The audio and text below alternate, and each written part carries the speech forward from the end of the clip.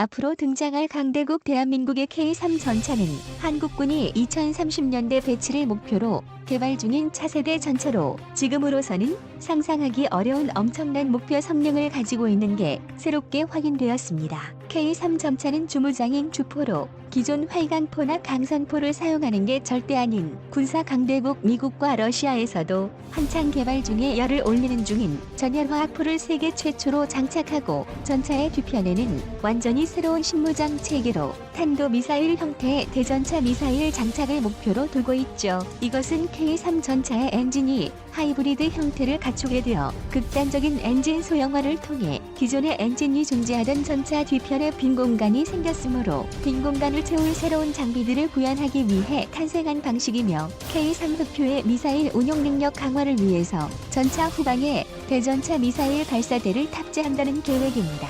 내구구독 구독과 알림 설정은 영상을 제작하는데 매우 큰 힘이 됩니다. K3 전차에 탑재되는 대전차 미사일은 헤비 엔티탱크 웨펀으로 불리며 대형급 대전차 미사일, 가장 강력한 대전차 무기로 주로 기갑 혹은 항공기의 플랫폼으로 운영 가능한 가장 상위급 단계의 탱크 킬러로 불립니다. 이러한 무기는 연대급 이상의 제대의 무기 체계와 통합되어서 운영되는 무기라고 할 수 있으며 기술력 향상에 따라 이제는 K3 전차 한 대만 있어도 수십 발의 대전차 미사일을 독자적으로 운영하는 단계까지 성장한 것입니다. 공대지 미사일과 혼용되기도 하며 유효 사정거리는 최대 24km까지 사거리를 지니는 무기이기도 합니다. 대전차 미사일의 하드웨어는 차세대 발사 후 망각이라는 기술력을 적용해 조준기로 목표를 지정한 후 발사하는 순간 미사일이 사수의 추가 지령 없이 자체적으로 유도되어 사수는 발사 즉시 그 자리에서 이동이 가능한 방식입니다.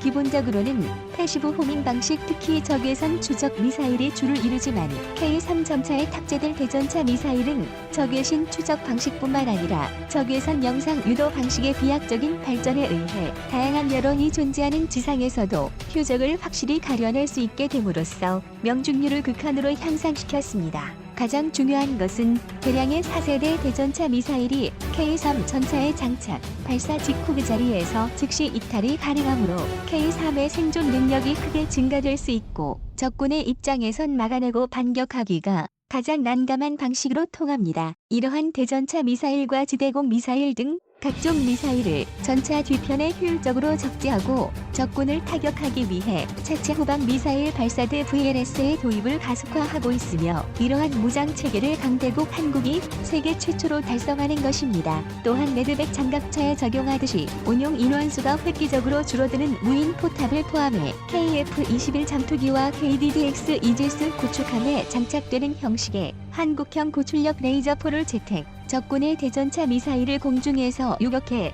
순식간에 지워버리는 레이저 방식의 하드킬 요격 체계를 K3 전차에 실현시킬 것입니다. 이후 군사위성의 도움을 통해 네트워크 체계와 연동하여 다수의 표적을 동시에 타격할 수 있는 다표적 기능, 상당한 수준의 인공지능을 탑재하는 것은 물론 탐지율을 극도로 낮추는 스텔스 형상 설계까지 적용할 계획인데요. 이처럼 K3 전차는 한존하는 최강의 전차들로 불리는 K2 흑표 전차와 미국의 M1A2 에이브람스 전차, 러시아의 T-14 아르마타 전차를 초격차 수준으로 따돌리는 성능을 새롭게 갱신하겠다는 자신 있는 목표를 국방부가 계획하고 있습니다. K3 전차의 주무장인 전열화학포는 레일건과 비슷한 속도로 강력한 포탄을 발사하면서 최대 유효 사거리를 대폭 늘릴 방침입니다.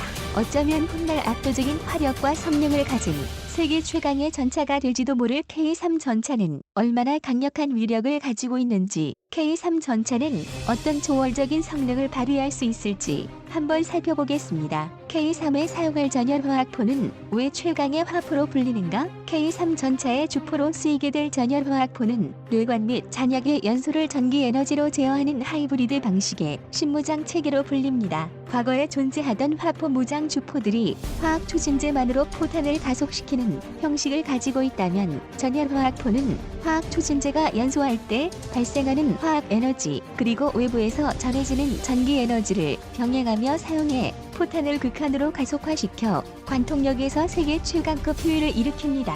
이러한 전열화학포는 이론적으로 가능한 최대치의 관통력을 가지게 되며 전차보다 크기가 훨씬 거대한 대형 부축함의 장갑도 손쉽게 관통해버리고 맙니다.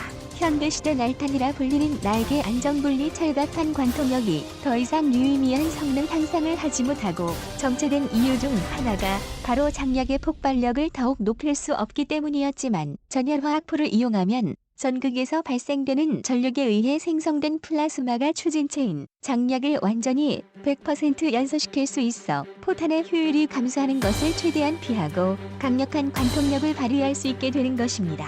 또한 포탄이 날아가는 동안 최대 압력을 계속해서 유지하며 추진제의 효과를 마음대로 제어할 수 있게 되었습니다. 최대 가속도가 오래 지속되도록 함으로써 극초음속 활공 미사일과 같은 굉장한 속도와 위력을 가지게 되는 것이며 전열화학포의 전자기장은 장약에만 적용되기 때문에 고폭탄은 물론 날개의 안정분리 철갑탄 등 다양한 포탄을 운용하는 게 가능합니다. 이처럼 다목적 포탄 운용 성능에서만큼은 레일건보다 훨씬 상위에 등극했다고 할 수 있습니다. 세계 최초로 한국산 전열화학포를 채택해 전차의 주포에서 포탄을 발사할 시 마하 10 이상의 속도로 포탄이 순식간에 날아가 3.5세대 전차의 장갑 기준 내부 부대 세공 내 CCSIAL 2000mm 이상의 관통력을 보여주는 게 충분히 가능한 것입니다.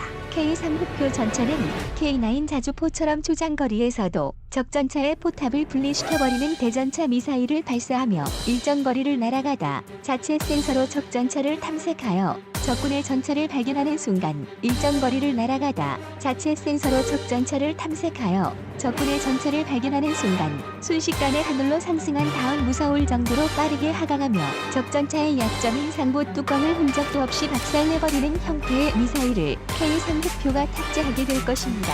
또한 K3 전차가 기존의 전차와 다른 점은 궤도형에서 차량형으로 전환할 수 있는 가변형 현수 장치가 적용된다는 점인데요. 전기구동 및 노면 제어 방식의 능동 현수 장치가 사용되는데 이를 통해 포장도로에서는 가볍고 빠르게 이동하고 산지 도심지에서는 궤도 방식으로 전환하는 하이브리드 형태를 현실화시키는 게 가능합니다. K3 전차에는 추진 동력뿐만 아니라 전열화학포부터 시작해 고출력 레이저 유력 장치까지 K3 전차의 성능을 좌우하는 중요한 요소가 될 것으로 추측되고 있습니다. 다행히도 전자제품 제조업과 배터리 분야에서 강대국인 한국은 이러한 전력 제어 개통 장치를 구축한 뒤 생산하는 능력에서 세계 최고의 기술력을 자랑하고 있으며 이러한 한국의 제조업 기술력이 방산무기의 결정체로 불리는 K3 전차에도 온전히 적용될 것이라 예상됩니다. K3 전차의 설계도를 살펴본다면 마치 폴란드에서 개발 중인 스텔스 전차 형태를 많이 닮아 있는 것이 확인됩니다. 이러한 스텔스 형상의 전차는 적에게 발견될 가능성을 낮추기 위해 포탑 부분까지 스텔스 설계가 적용된 것이 눈에 띄는데 이 같은 스텔스 설계는 먼 거리에서도 적이 레이더와 같은 탐지 수단을 이용해 K3 전차를 탐지하는 게 불가능하게 됩니다. 이렇듯 K2 흑표 전차 개발을 통해 발전시킨 기술력으로 전열화학포와 대전차 미사일까지 탑재하는 방식을 더불어 능동방어 체계와 반응장갑 포탄 자동 장전 시스템 개량을 포함해 인공지능 기반의 차량 운용 체계와 유무인 복합 운용 기술 스텔스 기능까지 탑재한다면 2030년에는 한국산 K3 흑표 전차에 대항할 적수가 절대 없습니다.